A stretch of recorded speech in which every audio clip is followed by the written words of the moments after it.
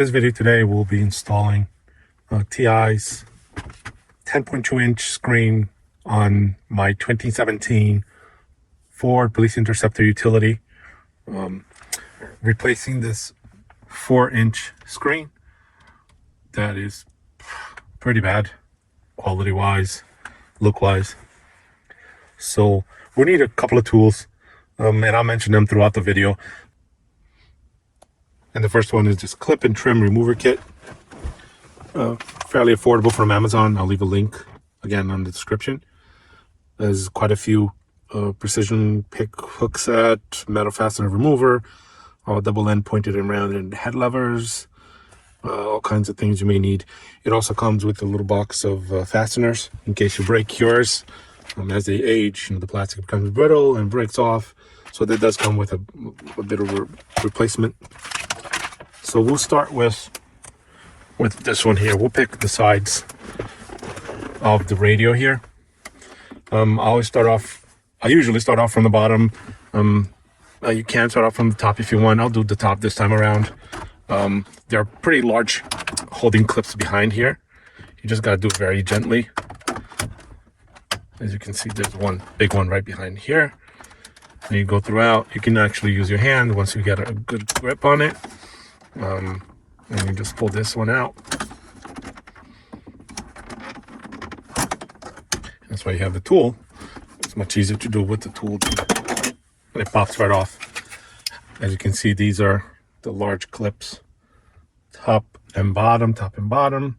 And notice here, one of the clips actually got stuck here. So we'll remove the clip and then we'll place it back into the molding piece.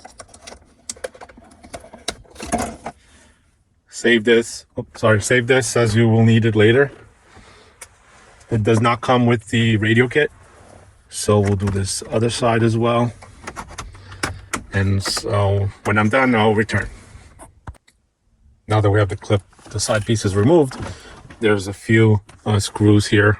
As you can see, 1, 2 underneath, one here, and there's 2 more behind this entire piece. We'll remove it with, they're 7 millimeters, so have your 7mm ratchet ready. I'm using a drill because I'm just removing it. You don't want to install it with a drill. It's much too strong. It may break the plastic pieces, so we're just removing these screws here.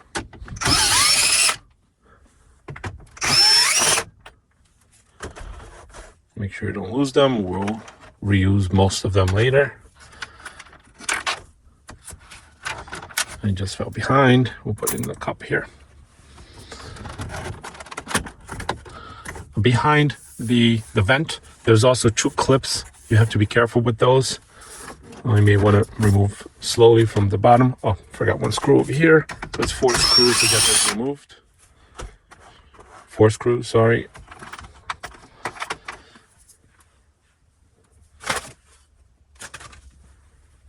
So now gently pull this out of the way. Here's my missing screw down here, and the other screws over here. Try to gently remove it without dropping it. Right as I remove it, you see there's 2 plastic brackets right here and one on this side. Be careful as you remove it so they don't break. You may not be using this again, but you don't want to break it in case you need to replace it. Right, and there's one connector for the climate controls over here. Leave that to the side.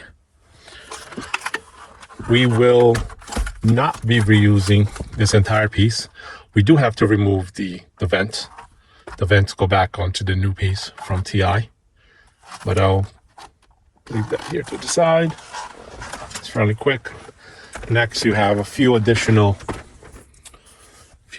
screws on top here, and there's 2 down here that were not here already. I may have removed them previously, or previous owner may have already removed it. Save those 2. Remove the small screen. The plastic piece comes off. There is a clip up here holding the wire. you'll need to clip that off. However tool you want to use, whether it's a knife or, be careful. I won't cut that clip. I'll actually pry it out. See if that comes out. It's stuck. There it is. I'll try to pry that out.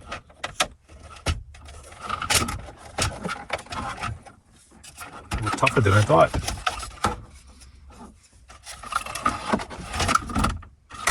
Let's remove the screen first. There's a V-shaped adapter. You have to press on this tiny little plastic piece down to lock it, and then move the lever sideways. You see it kind of down. Oh. Yeah, so tilts down and it comes off. So we'll put this baby screen to the side as well. We'll probably never use it again. Now this big harness, there's additional cables back here. Let's just remove them. This first one is just a simple clip that you squeeze and pull. Comes off. And this happens to be the USB. Good to know. And the second clip is also press the middle and twist the gray lever out. And it slides right out. Okay. Now we have that one clip that won't go away. We end up just... Yeah, I think I'm going to attempt to cut that zip tie. I'm going to put the phone down. I need 2 hands for this. Try again. The knife right here.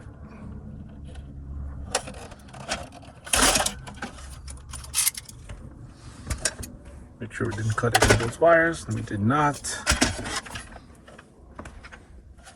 I'm not sure if that's sync 2, sync 1. But we will not need this piece. Either way, put it to the side. Now just pull out all these harness that we... There's another cable back here. Make sure the harness is pulled to the side here. Okay, we are removed. I don't know if you noticed, my vehicle has no center speaker.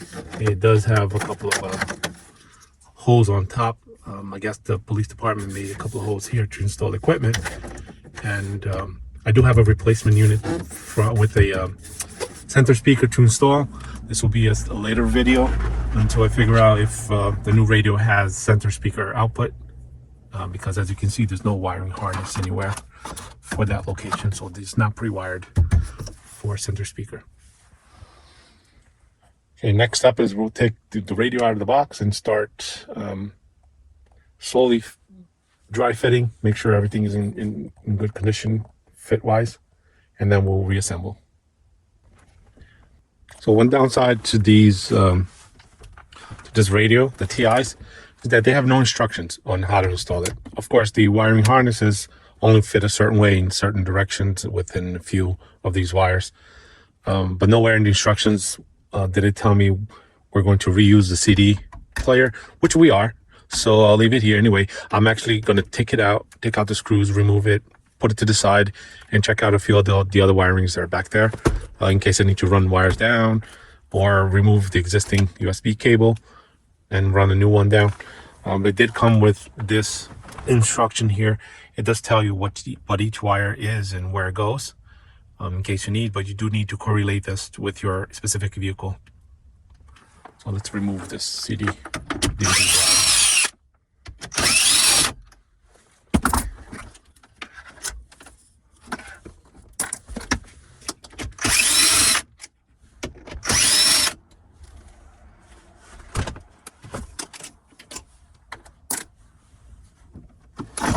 Slides right out. There's a little pin in the back that fits in only one location. Just be careful with the wires here so you don't squeeze, cut them. I do see these wiring harnesses here behind this unit. We'll leave them plugged in for now. I have a feeling we'll need to unplug them anyway. but we'll leave it like this for now. And now we'll make sure these wires are not tight. And this one is twisted a little bit. May want to untwist this later. And this is what we have back here. A little dirty. I do see some tape. Some electrical tape back here. Looks like somebody may have tapped into this wire already. Other than that, it looks good. Okay, so I'm going to pull out all the wiring harnesses from TI, and I'll start. There's 2 bags actually. There's bag 1 and bag 2 here. Quite a few. Let's make sure they all fit somewhere. All right, so I'll clean out the front seat here, and I'll put the wiring harnesses laid out, and we'll start installing one at a time. So let's remove the vents from the old dash unit part. It does require there are 2 screws here. They're T10 screws. So we'll gently remove those without damaging anything.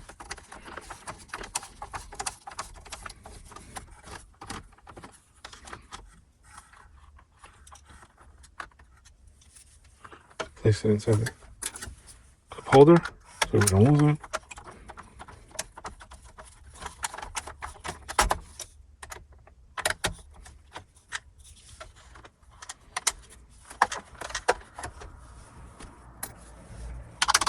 As you remove them, they're actually slid into, it's gonna be hard to see. I'm gonna try to twist this over. They fit into these grooves with the little clips. There's 4 of them, 2, 3, and 4. You have to gently remove them, pushing the pin up and slowly sliding them out. And you do this one at a time. Probably easier with a screwdriver. We'll try this T10. This is what I have at hand currently. There's 2, 3, no, there's 2.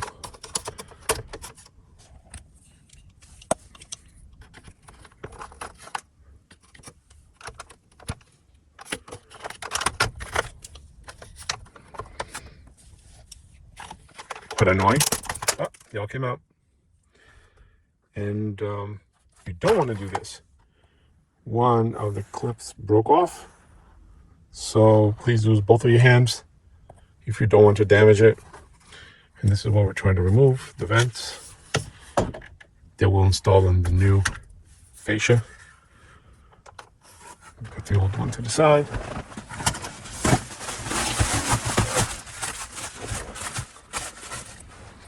And we'll get the replacement bezel, whatever you want to call it. Again, very slowly and gently this time, inserting it into those clips. 1, 2, and 3, because my 4th one is broken. And gently inserting it in its locations. It clips on the bottom a little bit so that you know there's a 1, 2, just 2 screws holding it in place. And now start threading them by hand.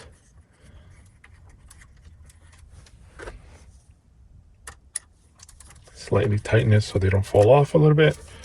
I'll tighten both sides slowly.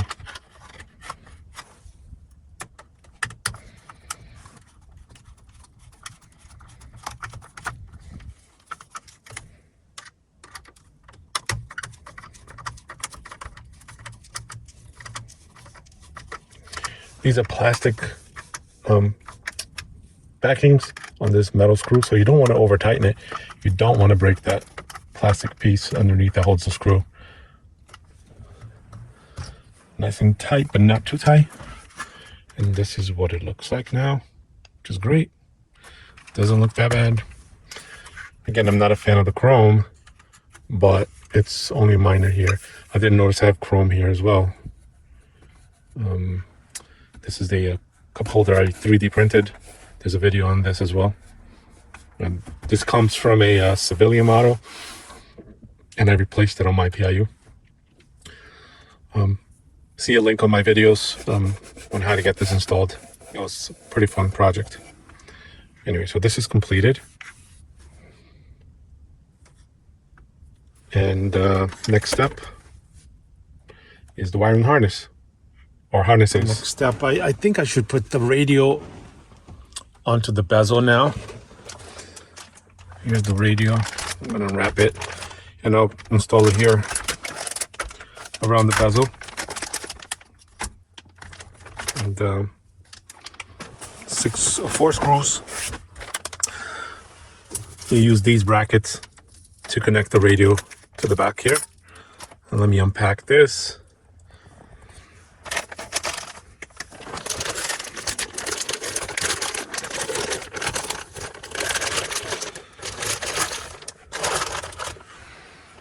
As you can see, a big difference.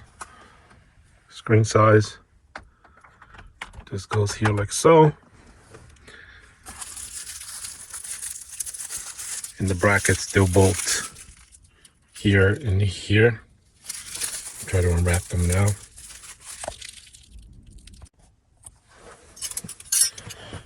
Here are the brackets.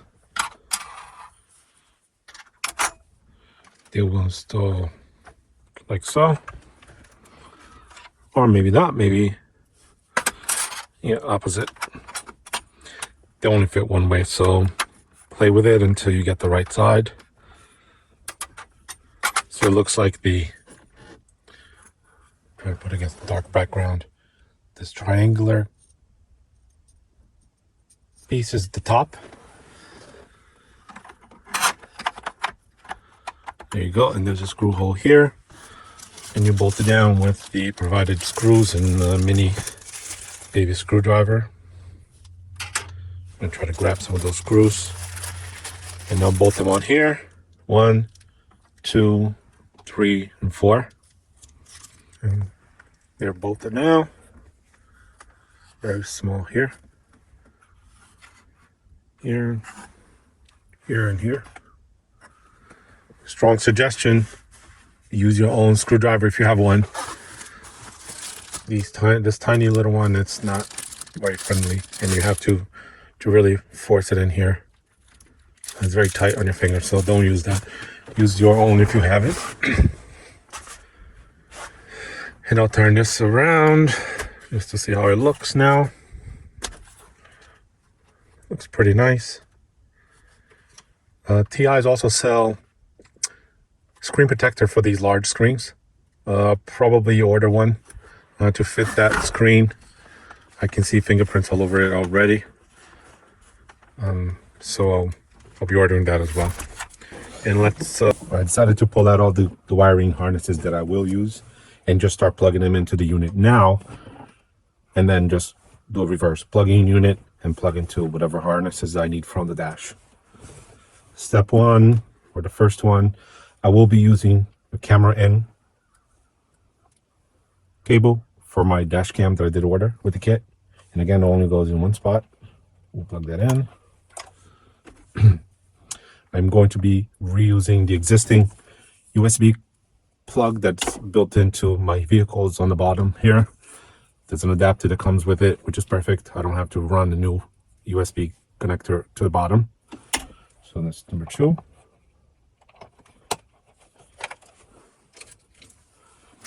Out of all 3 harnesses that I had choice of, I need this one because this one has a mic in that I will need because it does come with a microphone. I'll show you a little later. And it will plug into this port. According to the paperwork that came with it, the second batch of cables here are unused, so we'll make sure to leave those empty and not try to plug anything into it. This one has the fan connected to it. Antenna adapter goes into car antenna. Whenever I get there, we'll reuse the existing car antenna, plug into the radio port.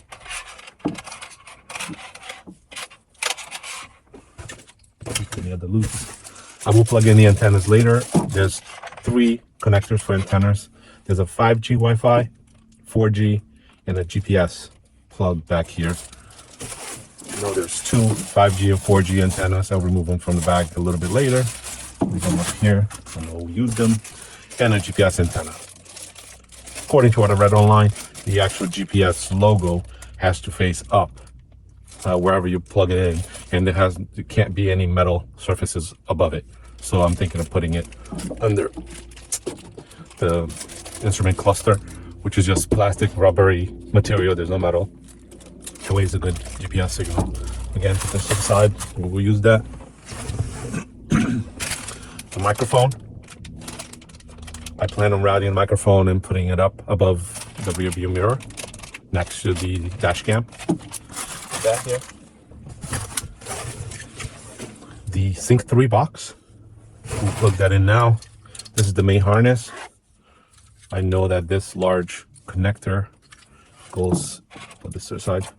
Large connector goes into the radio itself. It's right here. Click.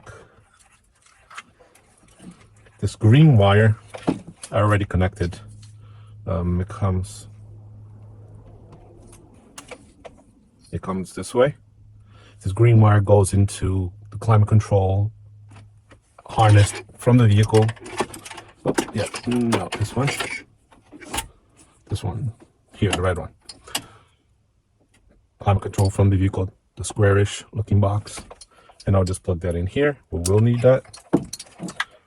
This goes into the car harness. And the Sync 3 vehicle has 2 plugs from the same harness. It does a bypass into the Sync 3 module. Oh, always picked the wrong one. 1 and 2. Okay. And make sure to keep this as neat as possible later. This is completed. And this last white, larger plug goes into the climate control part of the bezel. Okay. So we have a few connectors for the vehicle. We're going to try to turn this around without damaging anything underneath. Be careful, the radio is under here. The screen is unprotected on the bottom. Make sure you put it on the soft portions of your center console if you're doing something similar to this. Right, the first one is the easiest here. Square box. Okay. And this wire has to be towards the bottom. There's a hole here on the Ford Explorer for that wire to go through. So that's where you would want to route that through. This is USB adapter, goes in here. Antenna. And again, try to keep it as neat as you can. Like, I'll leave the antenna for last because it has to be closer to the radio. I don't want to stretch it yet. Main harness.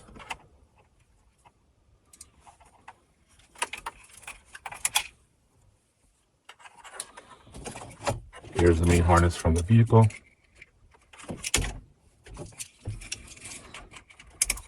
And it's one of those, clip in and twist. Once you clip it, force the twist in 45 degrees until it clicks up top. There you go.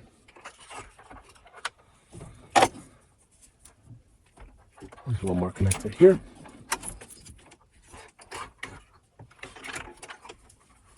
Which is all the way in the bottom. There it is. Try to route it around these cables. Okay. It goes in here and it clicks again. There you go. This final connector here was connected to this display, the 4-inch display. We will not be using this wire, so I suggest just tucking it in there and behind things so it's not in the way of anything else. Okay, this is good. 1, 2, 3. I will kind of cover these extra wires that are hanging. Amp C, in case you have an amplifier, this is a on to turn on your amplifier as you turn on the radio. Key 2, not sure what this is for, but because the wire is a little exposed, they'll take that up as well. And this green component cable, I think it fits right in here. Oops, try to connect right in. Yep, right in here. And these we'll deal with later. So the first step now is to move the CD unit back in place without squeezing any of the wires. Let's do that gingerly. Antenna towards the top, USB towards the top, your climate control towards the bottom. Okay. And remember, there's a nub over here that only fits in one spot on the metal bracket in the back. So I'm guided that way. Make sure not to squeeze any wires. And that fit. Okay, as you get closer, I'm going to make sure not to squeeze any of these cables. I'm going to raise the radio. Actually, I'm going to reverse. I'm going to connect the cable here first. It'll be easier for me. Make sure these are tight. This last one, it stays unconnected. I'm not quite sure what that's for, but it's related to the climate control. I guess in case you have another location for the climate control, you can plug it in there. We're just going to lay the unit on the dash for now and not tuck everything in yet, just in case you need to go back and rearrange or change some of these wires. You can see my bottom piece is open. Let's close that up. Okay, now you should be able to do the antenna right up top. Okay. And we'll just lay against the dash for now. We'll try to turn it on and see how it looks first. And we're ready to turn on the vehicle, see if something happens at all.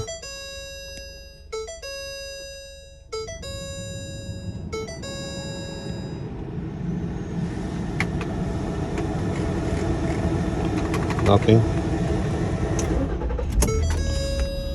Vehicle on. No power.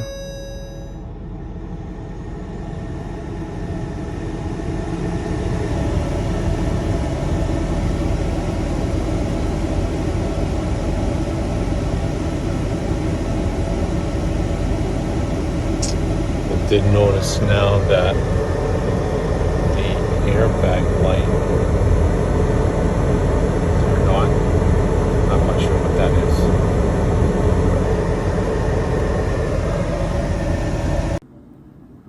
And it has now been 3.5 months since I started dealing with Teyes on this issue.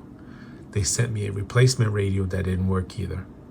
We knew from the beginning that the issue was a CAN bus protocol box. Teyes have refused to send a replacement, claiming it's too expensive.